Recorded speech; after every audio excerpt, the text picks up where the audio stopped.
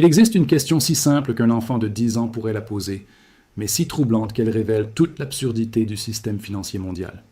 Si les États-Unis doivent 3,5 milliards de dollars, si la France doit 3 000 milliards d'euros, si le Japon doit 260% de son PIB, si l'Allemagne, l'Italie, l'Espagne, la Chine, tous les pays du monde sont endettés, alors qui est le créancier? À qui tous ces pays doivent-ils de l'argent? La réponse va vous choquer, parce qu'elle révèle le plus grand mensonge du système monétaire moderne. Bonjour à tous, je suis analyste financier spécialisé en dette souveraine depuis 18 ans et j'ai étudié les mécanismes de création monétaire de plus de 50 banques centrales à travers le monde. Ce que j'ai découvert va détruire tout ce que vous pensez savoir sur l'argent, la dette et le fonctionnement réel de l'économie mondiale. Parce que la vérité est que la dette mondiale n'existe pas vraiment. C'est une illusion, une fiction comptable, un système basé sur rien. Dans cette vidéo, vous allez découvrir qui sont réellement les créanciers de la dette mondiale et pourquoi cette réponse change tout. Vous allez comprendre comment les banques centrales créent de l'argent à partir de rien et pourquoi ce système finira par s'effondrer. Et surtout, vous allez apprendre qui profite vraiment de ce système et qui en paie le prix. Restez jusqu'à la fin, car je vais vous révéler le mécanisme exact qui permet à une petite élite de s'enrichir massivement pendant que la classe moyenne s'appauvrit. Commençons par établir les chiffres. La dette mondiale totale en 2025, gouvernement, entreprises et ménages combinés, dépasse 3 000 milliards de dollars. 300 000 milliards, c'est 3,5 fois le PIB mondial entier. Cela signifie que si on vendait tout ce que produit l'humanité entière pendant 3 ans et demi, on ne pourrait même pas rembourser toute la dette. Les États-Unis, 3,5 000 milliards de dette publique. Le Japon, c'est 14 000 milliards. La Chine, qui 14 000 milliards si on compte la dette cachée des gouvernements locaux. La France, 3 000 milliards. L'Italie, 2800 milliards. Et la liste continue. Chaque pays du G20 est massivement endetté. Même les pays riches, même les pays avec des excédents commerciaux. Tout le monde doit de l'argent. Alors voici la question évidente. Si tout le monde doit de l'argent, qui est le créancier? Qui a prêté tout cet argent? La réponse va vous sembler absurde au début, mais c'est la pure vérité. Les créanciers sont multiples et le système est conçu pour que vous ne compreniez jamais vraiment qui vous devez. Premier créancier, les banques centrales. Et voici où tout devient fou. Les banques centrales créent l'argent à partir de rien, littéralement rien. Elles appuient sur un bouton d'ordinateur et des milliards de dollars, d'euros, de yens apparaissent. Cet argent créé de rien est ensuite prêté au gouvernement avec intérêt. Lisez cette phrase encore une fois lentement. Les banques centrales créent de l'argent qui n'existait pas, le prêtent au gouvernement et exigent qu'on leur rembourse cet argent inventé plus des intérêts. La Réserve fédérale américaine a créé plus de 5 000 milliards de dollars depuis 2008. De rien.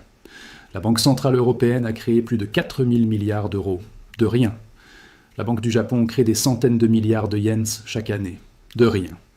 Et tous ces pays doivent maintenant rembourser cet argent inventé avec de vrais impôts prélevés sur de vrais citoyens qui font de vrais sacrifices. Vous voyez l'absurdité? Les gouvernements pourraient créer cet argent eux-mêmes gratuitement. Mais à la place, ils empruntent de l'argent créé par les banques centrales et perdent des intérêts dessus. Pourquoi? Parce que le système est conçu ainsi. Les banques centrales sont techniquement indépendantes des gouvernements dans la plupart des pays. Elles ont le monopole de la création monétaire. Et ce monopole génère des profits massifs pour quelqu'un. Deuxième créancier, les banques commerciales. Et voici où le système devient encore plus tordu. Les banques commerciales ne prêtent pas l'argent de leurs déposants. Non, elles créent de l'argent à partir de rien aussi. C'est ce qu'on appelle le système de réserve fractionnaire. Quand une banque vous prête 1 000 € pour acheter une maison, elle ne prend pas 1 000 € dans un coffre. Elle tape 1 000 dans un ordinateur. Cet argent n'existait pas avant. Il existe maintenant, créé instantanément. Les banques commerciales détiennent des quantités massives de dettes gouvernementales, les obligations d'État. Pourquoi? Parce que c'est un investissement considéré comme sûr et parce que les gouvernements ont besoin de quelqu'un pour acheter leurs dettes.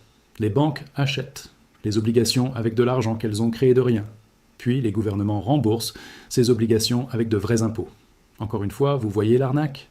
Troisième créancier, les fonds d'investissement et les investisseurs institutionnels. Les fonds de pension, les compagnies d'assurance, les fonds souverains, les hedge funds. Ces entités gèrent des dizaines de trillions de dollars d'actifs. Et une grande partie de ces actifs sont investis dans la dette gouvernementale. Les obligations américaines, européennes, japonaises. Pourquoi? Parce que c'est considéré comme sûr et parce que ça génère des revenus réguliers. Mais voici la question cruciale. D'où viennent les actifs de ces fonds? Ils viennent des citoyens ordinaires. vos cotisations de retraite, vos primes d'assurance vie, vos investissements. Donc en réalité, vous êtes le créancier de votre propre gouvernement. Vous prêtez votre argent via ces fonds et votre gouvernement vous rembourse via vos impôts. C'est un cercle totalement absurde. Vous travaillez, vous payez des impôts, une partie de ces impôts sert à payer les intérêts sur la dette nationale. Ces intérêts sont payés aux détenteurs d'obligations, dont beaucoup sont des fonds qui gèrent votre argent de retraite. Vous vous payez vous-même à travers un système labyrinthique qui enrichit les intermédiaires. Quatrième créancier, les gouvernements étrangers. La Chine détient plus de 1000 milliards de dollars de dette américaine. Le Japon détient environ 1100 milliards. Les pays producteurs de pétrole du Golfe détiennent des centaines de milliards. Pourquoi ? Parce qu'ils ont des excédents commerciaux massifs. Ils vendent plus qu'ils n'achètent. Ils accumulent des dollars, des euros. Et que faire avec tous ces dollars ? Les investir dans la dette américaine. Donc les États-Unis achètent des produits chinois avec des dollars. La Chine prend ces dollars et achète des obligations américaines.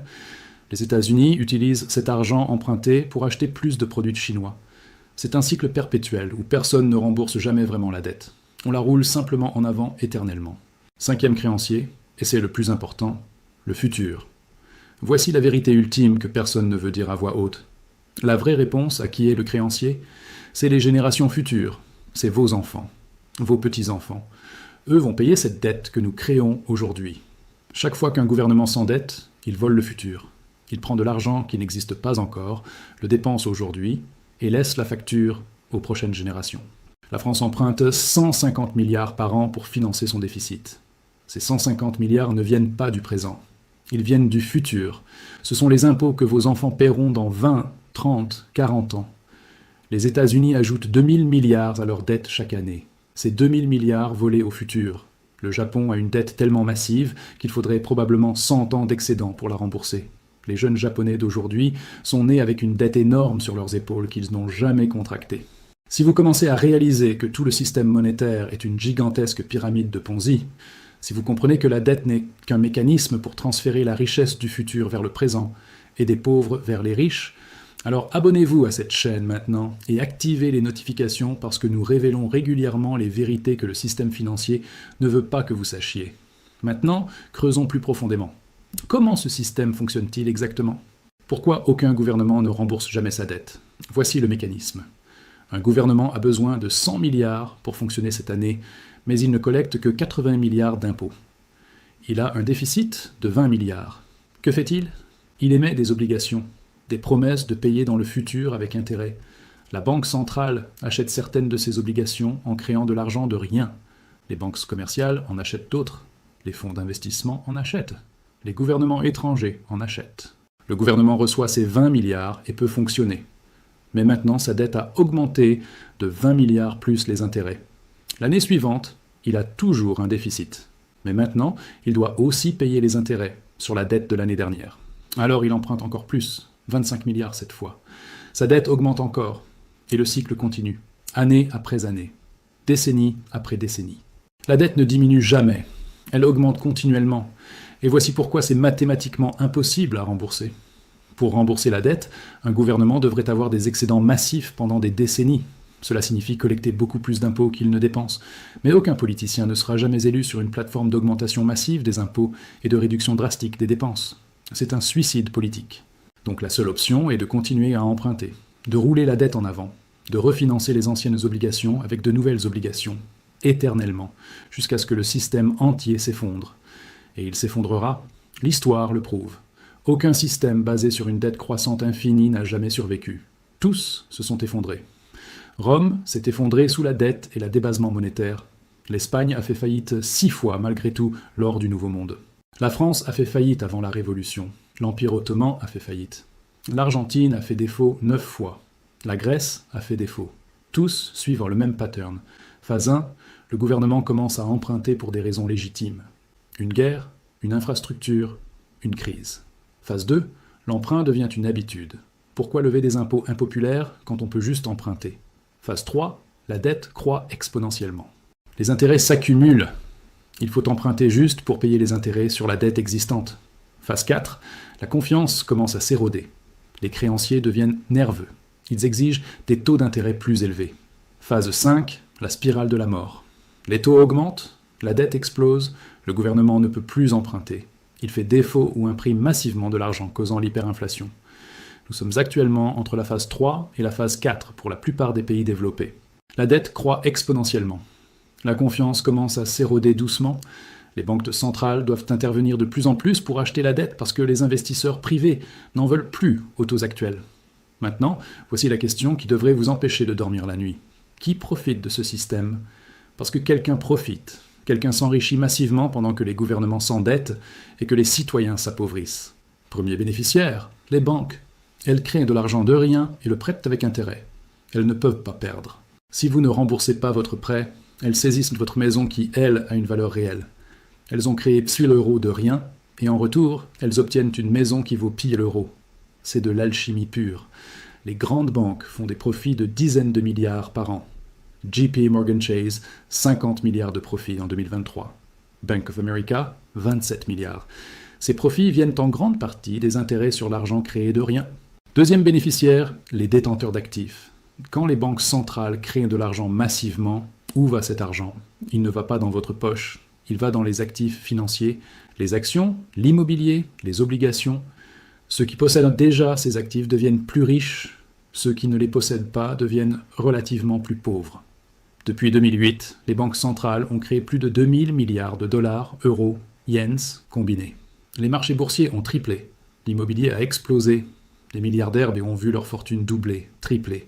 Pendant ce temps, les salaires réels ont stagné ou baissé pour la majorité. C'est le plus grand transfert de richesse de l'histoire moderne, des pauvres et de la classe moyenne vers les ultra-riches.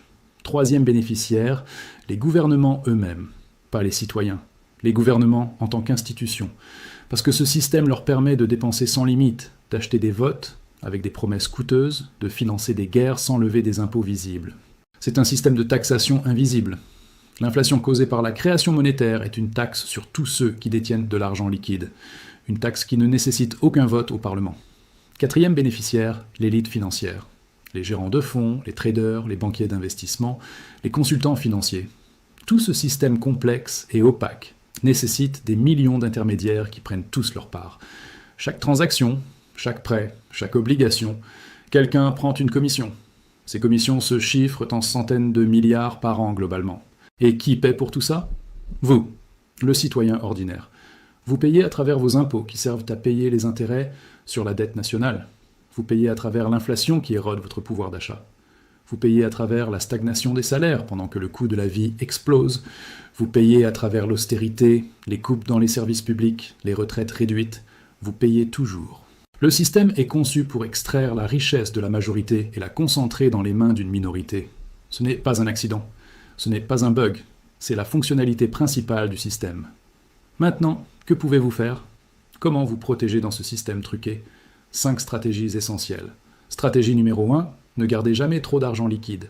L'argent liquide perd sa valeur continuellement à cause de l'inflation. Si vous avez des économies importantes en cash, vous perdez du pouvoir d'achat chaque année. Investissez dans des actifs réels qui conservent ou augmentent leur valeur. Actions. Immobilier, or, terres agricoles. Stratégie numéro 2, endettez-vous intelligemment. Si le système est basé sur l'inflation constante, alors la dette à taux fixe devient moins chère avec le temps. Emprunter 2000 € aujourd'hui pour acheter une maison signifie que dans 20 ans, avec l'inflation, vous rembourserez avec une monnaie qui vaut beaucoup moins. Mais attention, seulement pour des actifs qui prennent de la valeur, pas pour de la consommation. Stratégie numéro 3, diversifiez internationalement. Ne mettez pas tous vos œufs dans le panier de votre pays. Diversifiez dans des actifs internationaux, des devises étrangères, des entreprises globales. Si votre pays fait défaut ou connaît une crise monétaire, vous avez une protection.